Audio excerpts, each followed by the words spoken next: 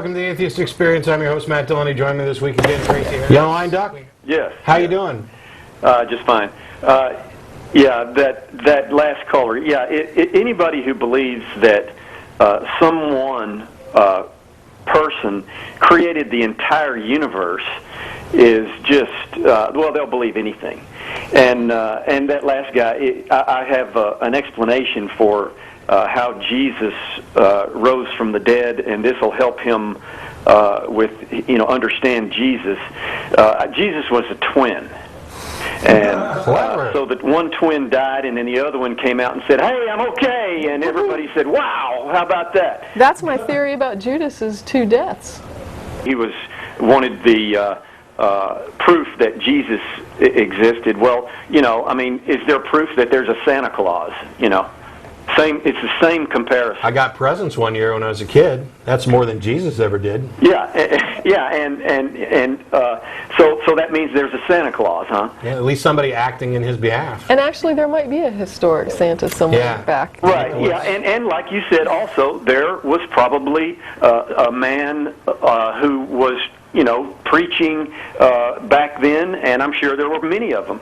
And but how in the world, it became so believable? Well, like I said, the twin came back, and everybody said, "Wow, it's true." And I guess that's been with us ever since. Yeah, and there's a number of other hypotheses too. I'm going to let you go. Thanks a lot for the call. Sure. I appreciate it. When I talked about the alternate theories about the resurrection, the twin theory, that's assuming that you believe the stories that somebody actually saw him after the resurrection. In fact, what most Christians point to, believe it or not, as evidence of the resurrection is an empty tomb. See, look, the body's not there anymore. He must have risen and come back to life. It's like keeping garlic in your kitchen and saying, "See, there's no vampires." Yeah. It works. In early on, in early challenges to Christianity's claims, there were people who proposed, somebody went in and stole the body. And I mean, this is first century, around the time that Paul is writing, that you have people saying, "You really think that because there's no body left in the grave that this means he came back to life?" I mean, I'm sorry that I'm not a fan of your zombie Jesus cult, but somebody could have stolen the body, or you guys could have made this up, or you could be in the wrong tomb, or people might be misremembering, or any number of things. If the best evidence that you have is the fact that the body's no longer there, then clearly I'm a billionaire, because my wallet's empty. When we're talking about the evidence from the Bible and the claims that people are making, even if you thought that these were perhaps eyewitness testimonies in the Bible, even if you thought that we had the record of them recorded in the original handwriting of the person, so what? There are all kinds of people all around this world right now who claim to have been abducted by aliens, have seen ghosts, have talked to the dead, saw Bigfoot, etc.